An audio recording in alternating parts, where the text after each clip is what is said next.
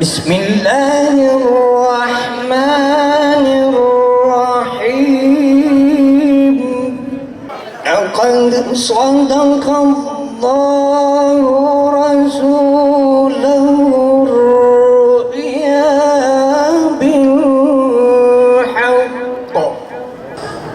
لتدخلن المسجد الحرام إن شاء الله آمنين على رسولنا صلوات. Yaratılmış cümle oldu şadıman, gam gidip alem yeniden buldu can.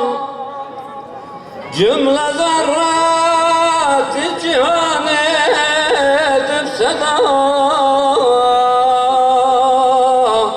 çalışıp dediler ki merhaba.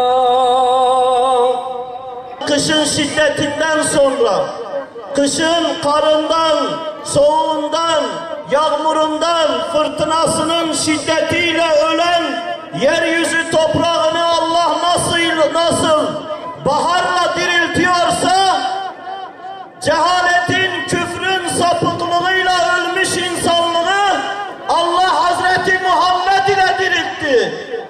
Cehaletin şiddetiyle, küfrün şiddetiyle ölmüş insanlığı Allah Nisan ayında, bahar ayında doğan Hazreti Muhammed'in İslam'ıyla diriltti, imanıyla diriltti. Vahdet ve kardeşliğin manasını anlamak için Ceziretül Arab'a gitmek lazım. Vahdet nedir, kardeşlik nedir anlamını bilmek için 1400 yıl öncesinin Arap Yarımadası'na gitmek lazım. İnsanlık nasıl bir durumdaydı da Resulullah Aleyhisselatü Vesselam'ın vahdetiyle, kardeşliğiyle ne hallere geldi, ne duruma geldi onu görmek lazım. Kureyş'in kabileleri yıllarca birbirlerini savaşlarla perişan ettiler. Savaşlarla birbirlerinin kanlarına girdiler. Ficar savaşları yıllarca sürdü. Kureyş kabileleri birbirlerini savaşlarla tükettiler. Medine'de Evs ve Hazreç kabileleri 40 yıl süren Boğaz Harbi'nde birbirlerinden öldürmedik adam bırakmadılar. Birbirlerinin kanlarına girdiler.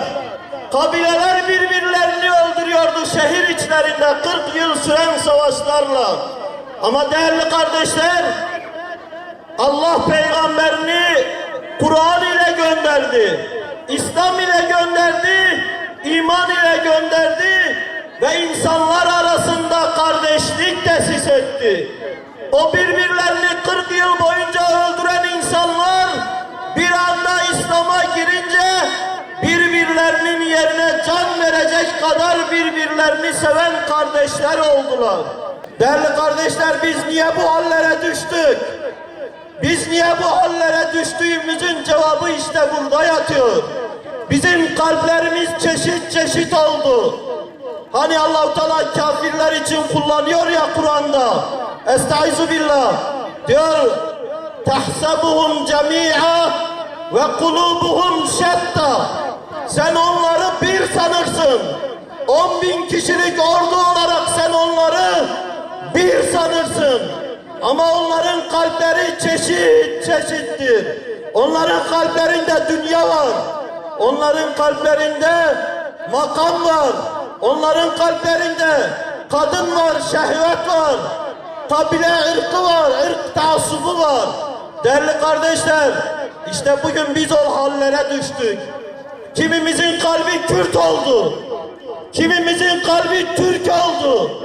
Kimimizin kalbi Fars oldu. Kalplerimiz çeşit çeşit oldu. Birliğimiz dağıldı. Gücümüz dağıldı. Birbirimize düştük. Birbirimizi katlediyoruz. Allah hepinizden razı olsun. Ve ahiru davana enilhamdülillahi rabbil alemin.